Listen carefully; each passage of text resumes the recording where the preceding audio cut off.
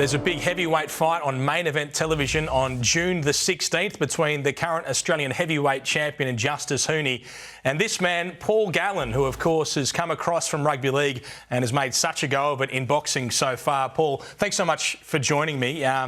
We have to look back on your Rugby League career because we now call you a boxer who used to play footy, but there were so many fantastic highlights. It has to be the premiership that sticks out. Yeah, without a doubt. I was lucky enough to have a very long career and achieved probably more than I ever thought I would, but without a doubt the premiership was the highlight, without a doubt, yeah. How could you play rugby league for so long at that level? I train hard, I work hard, and I don't know what really made me stick it out that long, to be honest with you. I loved the club, always wanted to play for that club. I had an opportunity to go to other clubs when I was younger. And then when the opportunity came to go to Cronulla, I went there. And then I suppose I had opportunities to leave throughout my career because I was going pretty well. But it was the lure of always winning that first premiership always kept me at that club rather than going somewhere else. And then, you know, finally on this night in 2016, we got it done and won that first premiership. And then, I'll be honest, I thought we could have done it again in the coming years. But we had a couple of guys retire that left us and a bit of bad luck in those years. And we obviously couldn't get it done again. But yeah, that was a highlight without a doubt. What's that like? Yeah, that was amazing. It's funny when you first win the grand final, when the siren goes, the way you carry on, like I look at myself now and think, God, you're an idiot. Look at the way you're carrying on. Some of the things I remember talking to Joey. I don't remember what I said. I was just a blubbering mess. I was crying and I don't even know what I said, but I'd look at it now, no doubt, and be so embarrassed. But there's so many emotions run through you when that siren goes, and you've worked so hard for not only for that year, but for basically 15 years leading into that. That's what it all culminated in, and that's what you play rugby league for, to win premierships. And the individual accolades along the way were great. The New South Wales and Australia accolades were great, but without a doubt that was a highlight. To boxing now, and you did make your professional boxing debut against Herman Ennie Purcell. When did the conversation start about you stepping into the ring as a professional boxer? The conversation probably started a long time ago, about 2006 or 7. 2007, pre-season 2007 it was. I used to box a little bit as a kid back in Marylands, Greystanes and Marylands, and in the off-season of 2007, Ricky Stewart came to the club and wanted us to go do something outside of rugby league that would keep us fit and healthy before the Christmas break. So basically we'd try and do, other than just rugby league fitness, do some other fitness away from footy. So I went and did boxing, and I remember the trainer at the time asked if I'd ever fight or if I thought about fighting, and I said no. And I kept going, and doing a fair bit of boxing with him. And the opportunity came up in about 2011 for a Fight for Life card with Dean Lonergan. Dean Lonergan, yeah. And I said no, I kept saying no. Then 2012 came about. I didn't think I'd fight. And another offer come about against Hika Elliott, the guy's name was, who was pretty renowned over there for being a good fighter. And the money just kept going up to a level I was happy with, so I ended up doing it. And I suppose the funny thing about that was I remember the Mad Butcher, pretty famous over in New Zealand. We're in the hotel, he loves a bet. And I was chatting to him in the morning. I said, "You having a punt today?" And he goes, "No, he's all too short." I said, "Mate, I'm $4.50. He goes, "Yeah, but you're fighting Hika Elliott, you've no chance." I said, "Mate, I'll win the fight. Don't you worry about that." And anyway, I went in, I've won every round easily. I come in, here's the Mad Butcher jump up and down, cheering, going absolutely berserk. And I was like, "You owe me something." And it sort of went from there. Next year, fought Liam Messam and won that. And then, then went on to have a pro fight. Herman Ennie Purcell, it didn't start that well. The first round of your first pro fight, you got dropped. How did you feel? You know what? I was actually okay. I remember this part of the fight. Things run through your mind so quickly, and I remember I wanted to feel how hard he could punch. So I just kept everyone saying he was the Tyson of Toowoomba, and I just wanted to feel how hard he could punch. I sort of thought I'd let him punch me a bit and cover up a bit there, and he was there was a few different options. And we heard some pretty good things about him, and I didn't want to take an easy option. I said this from the start. I wanted to take it seriously, and I didn't want to take an easy option, just fight someone I was going to beat. So I fought him and chose him. And then as I got hit, I knew I got hit, and I knew everything that was happening, and fell to the ground and got straight back up. I was pretty much okay. And then, it went from there. We slugged it out for, I think I got him at the end of the second round. So it was a good fight. Thankfully got through it. And he started walking at me like that, which was pretty silly. This was incredible. Watching this fight live at the time, he just stopped throwing punches. He stopped throwing punches. Did he just run out of gas? I don't know. But I know that he wasn't happy with it. His trainer wasn't happy about it. So after the fight, they were after a rematch from the very start. And Obviously, I was playing rugby league, so I couldn't really fight that much. And this was his second fight. I think he had 1-0. It was 1-0 before this fight. And then he went on to have, I think I fought him again when he was about 8-3 or 9-3 or something. So he went on and had a fair few more fights, and he punched me off the beat. He threw one of his best shots after He didn't even know that he was out. So he's a nice guy. I've been up and sparred with him and trained with him a few times since, and they're good guys. And he's had probably over 30 fights so far. I think he's a Australasian champion for a little while there, so he's done pretty well, and I think I'm actually sparring again this week, so it'll be good. Junior Paulo is probably the fighter, if you talk to the rugby league community now, that people say could come out of rugby league and do something close to what you've done. You fought him in his first pro fight. What was that night like? Yeah, that was. Junior's a nice guy, and I thought I won the fight pretty comfortably, to be honest. I think there was probably about 4 or 5 punches he got me within the second round. I think that's about all. He had a good flurry there for a moment. For 4 or 5 seconds. I think, honestly, that's all I remember getting hit in the 3 rounds. And we've got to remember that only 3 2-minute rounds, and I was actually fighting about 10 days later at Shark Park. So he did have a good flurry there and did hit me a couple of times. But the thing with boxing is, what everyone's got to remember is, you're going to get hit. You get hit, everyone gets hit. That's just the way it is. Yeah, that's a flurry. The crowd got up, and I think my commentary might not have helped you. Yeah, that's fine, mate. Everyone's going mad, but I was fine. There was no issue there, and I think I fired back here soon. And at the end of the round came, and I was fine. Got through it pretty safely, and I wasn't too concerned about it. But Junior did well. Probably boxed better than we expected him to box. That's for sure. He could move. Have you always felt like the fitter fighter in the ring every fight that you've had? Probably. I remember fighting Randall Ray. Probably wasn't fitter there. I suppose he was pretty similar.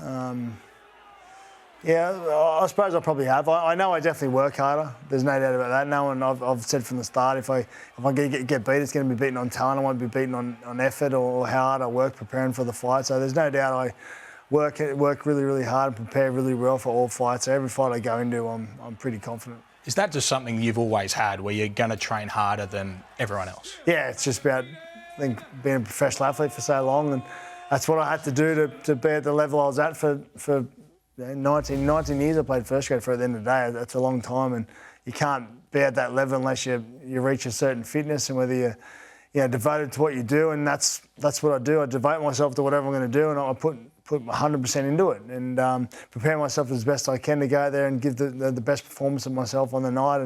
And there's no doubt when I fight, when I prepare for a fight, I'm as well prepared as I can be, and I'm really fit, really healthy, and really looking forward to getting there and just doing what I do in train. I think I fight better than I train, to be honest. I think I don't always spar the best, and sometimes come out of it a little bit down. But I think every time I've gotten in the boxing ring, I perform better than what I've trained. So if I can get my training to the level I want it to be at, and spar and be fit and really healthy, I know when the night comes, when the pressure's on, and when I've got to perform, I know I can go to another level there as well.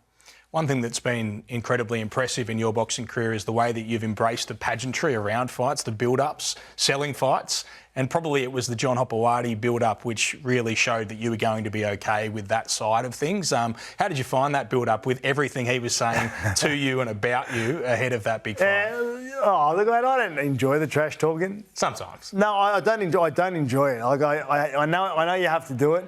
And I know it's part and parcel of selling an event.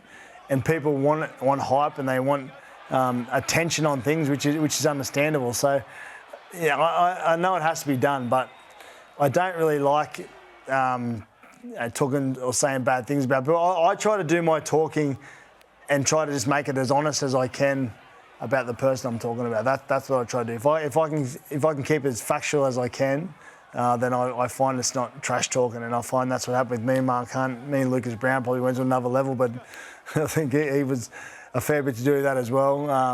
But I just try to keep things as factual as I can about the opposition person, and just go from there. This was pretty scary, the knockout here. How did you feel at the end of this fight against John Hopoate after such a big build-up, and the way the fight went, and how badly he looked hurt? Yeah, it didn't didn't like it. I obviously don't. I don't mind Hopper. Hopper's not a bad fella. I've always gotten on okay with him.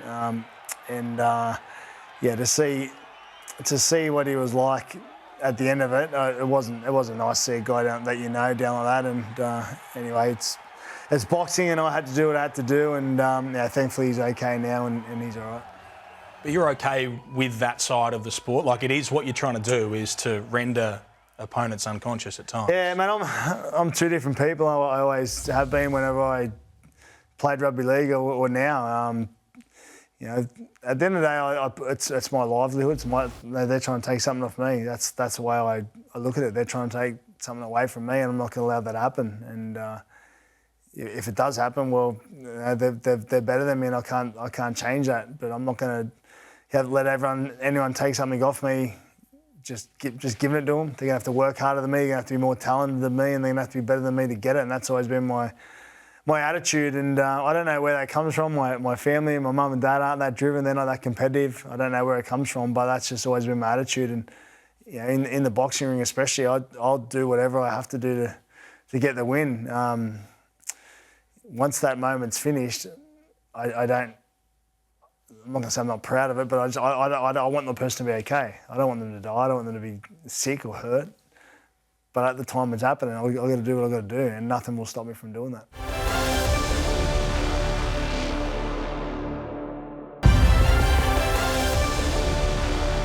You've been chasing Sonny Bill Williams for a very, very long time, and you haven't been able to get into a ring with him yet, but you have been able to get in with Barry Hall. A huge build-up to this one as well, and it felt like the eyes of the whole country were on that fight. Is that how you felt? Yeah, it was a decent fight. I mean, I thought a decent build-up. I thought the build-up itself was all one way. I didn't think Barry did too much to sell the fight, to be honest with you. And it was overall it was a disappointing night. I was probably pretty aggressive towards the judging at the end of that, and that was probably wrong on my behalf. I shouldn't have done that. At the end of the day, you can't hold in boxing like this, intentionally just go and hold over and over and over again, repeatedly, round after round, in 2-minute rounds, and then have the referee warn you for 30 seconds each time. I thought it was... Anyway, I can't change what happened that night. It's a funny one that night. People want to tell you that it was a robbery either way and it finished up a draw, but you clearly look back and think, well, do you think that his tactics in the ring were unfair, or do you look more back or at the judging? I don't. And I was speaking to his trainer about this. I was speaking to his trainer about it over and over, and he hasn't denied anything. But yeah, the tactics. You're not allowed to hold in boxing. It's not allowed.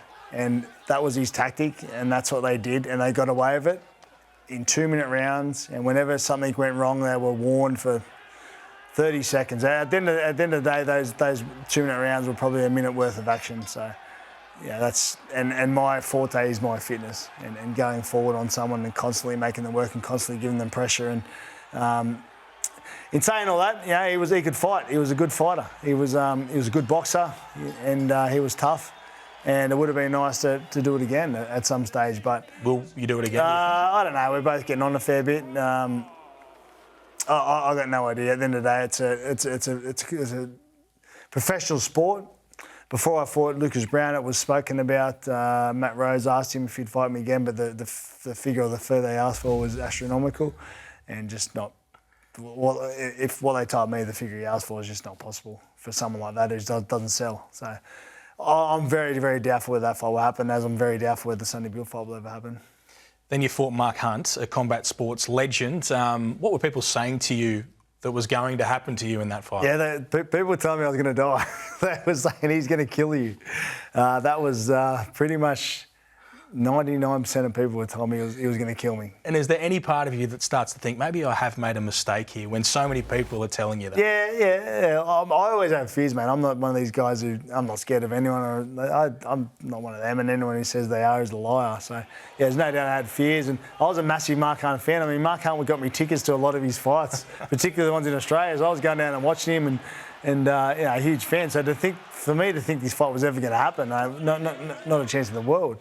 But when the opportunity come up, it's like when the Mike Tyson sort of stuff was spoken about. People are like, oh, would you really fight him? I'm like, And imagine you got to say you got in the ring with Mike Tyson, just say you did it. Like, it'd be just a cool thing to do. And when this fight came about, that's sort of how it started. And then I started training, started sparring, and it was the first time I was just doing boxing. I wasn't worried about rugby league. I was simply training to be a boxer, and I just felt my improvement was just coming along. I felt like I could throw more punches in around. I felt like my accuracy was there, my speed was getting better, and I just thought that, why not go and give this a real crack and have a go and train hard, train properly, and that's what I did and got the win.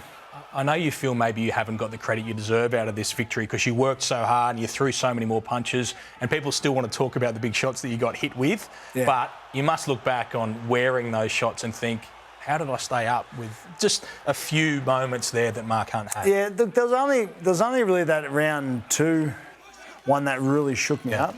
He did hit me with a good hook, but he hit me. But as I stepped back, I actually rolled my ankle, and that sort of made me look like I really was about to fall over. But I wasn't rattled by that one, but the round 2 punch was the one that definitely shook me up. And I remember Mark Hunt hitting guys with punches like that normally fall over. Yeah. And I remember seeing Mark's face when he sort of was showboating a bit, and I didn't drop. He stepped back and put the arms out. Yeah, he sort of. I remember seeing a little bit in his face, he was sort of, that's not supposed to happen. You're supposed to fall over, and maybe with the 4-ounce gloves on, maybe I would have, but they're 10-ounce gloves, and whatever the case is, I never fell over. I remember seeing his face just looked, that's not supposed to happen, and I grew in confidence from that point on. I got through that time. There was probably 20 seconds after that where he was going pretty hard as well, and I remember getting through that period, and I remember from then on I felt really, really comfortable the rest of the fight. So, I know he got he got that good shot and maybe got a bit of confidence that he was going to end me at any time he wanted. But I certainly, after I handled that and got through it, I grew in confidence myself. You must have grown in confidence because then you decided you were going to fight against a former heavyweight world champion in Lucas Browne. What were people saying to you about that decision? Yeah, they were saying pretty similar things, to be honest with you. And I was no chance, and everyone was sort of saying, yeah, look, Mark Hunt's one thing, but at the end of the day, he's an MMA fighter. This guy's a genuine boxer. He's won a genuine world title, and you're off your head basically. Majority of people in my team weren't saying that, and I certainly didn't think that. So I accepted the fight, and we did it. Did Jeff Fennick say things along those lines to you as well? When the fight was spoken about, it was actually the last time I had a drink before it. I remember I was at a pub and he turned up, and he came and goes, mate, this guy can fight. No matter what people think of him, and no matter what I've said about him in the past, he can fight. He knows how to fight. He's better on the inside than what people give him credit for, and he's got a huge right hand. He wasn't saying don't do it, but he was more or less saying that's more or less what he was saying. And I just want to do it. I just want to challenge myself. I know the money's good and I'm earning good money. I'm getting paid, but I have athletic ability for a certain amount of time. I've been blessed with that, and I'm going to make everything. I use every single part of it that I can. And when I retire, I'm going to retire because I've dead set got nothing left to give, and I just can't do anything else. That's my whole mentality around my athletic ability. The build-up to the Lucas Browne fight was another level altogether. You guys really decided you didn't like each other by the sounds of things. Yeah, look, I found.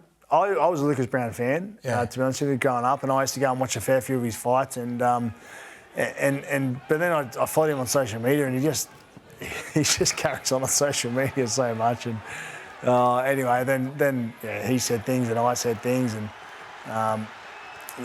then it just escalated from there, and I was genuinely meant what I said about his world title. It's a version of a world title, which is exactly what it is. It's not the WBA world title that everyone thinks it is. Take us through what's happening, because you've just knocked him down in the opening stages of the opening round of this fight where you're meant to get knocked out. What happens now? I remember we worked on an overhand right, and I remember catching with that overhand right and got him a good left hook, which knocked him down, and then just had to be careful when we got him with an overhand right there, and I felt his knees absolutely buckle under him. So I knew I was pretty much on top here, and I just had to go in for the kill. And I was just, about this point here, I was just throwing mad and hitting him wherever I could and whatever I could. And I saw that right hand coming a mile away and moved back and hit him with a left there. And then I was just doing whatever I could to finish him off. Did you know he wasn't getting up? I did at that point, yeah. I knew he was in trouble. I felt the overhand right. I felt his knees totally buckle underneath him, and yeah, he was in big trouble from that point on. What do you put it down to? Because everyone's got a theory on what happened to Lucas Browne that night.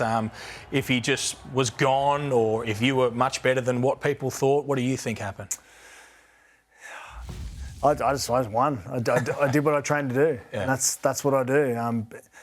Everyone's going to have an opinion. It doesn't worry me what people think or say, but I know what I do in training. I know how hard I train. I know how well prepared I get to the fight. And at the end of the day, I caught him with 2 overhand rights. I train that overhand right every session. Me and my trainer practice that overhand right every session.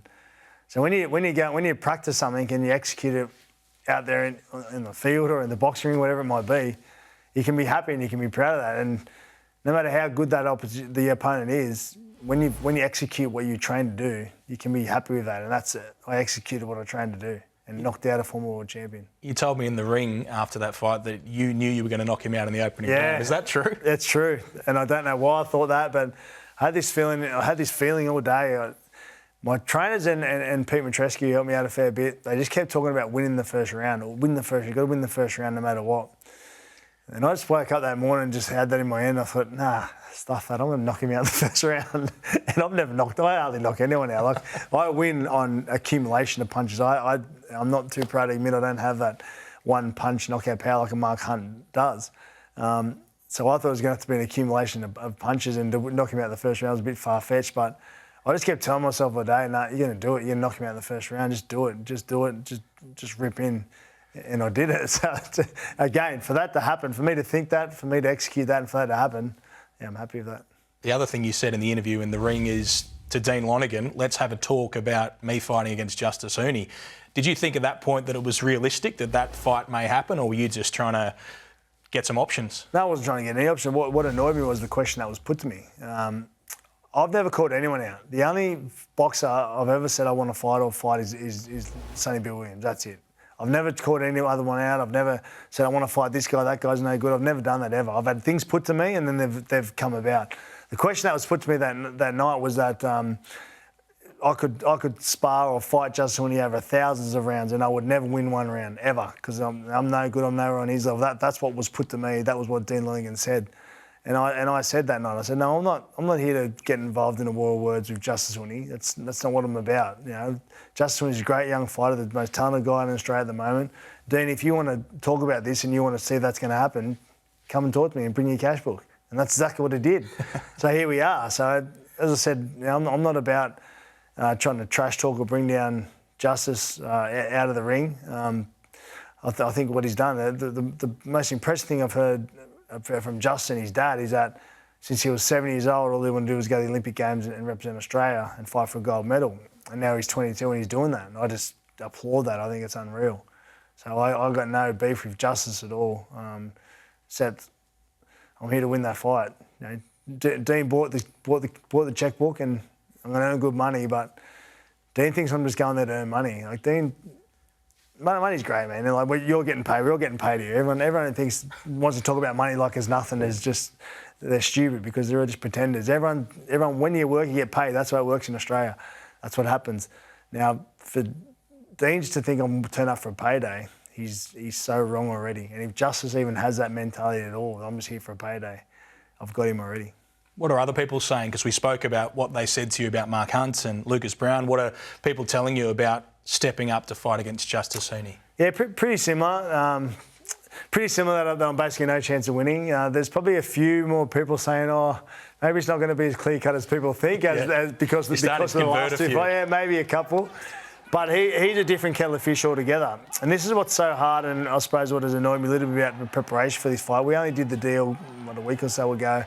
Basically, I got 4 weeks of preparation for this guy because the last 7 to 10 days, you don't do a lot of training. It was definitely no sparring anyway.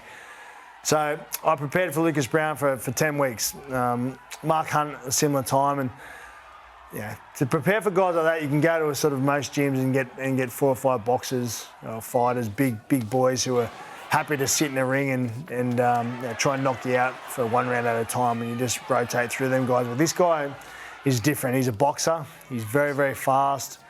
There's not too many, if any, heavyweights like him in the country, so I've got to probably get some cruiserweights.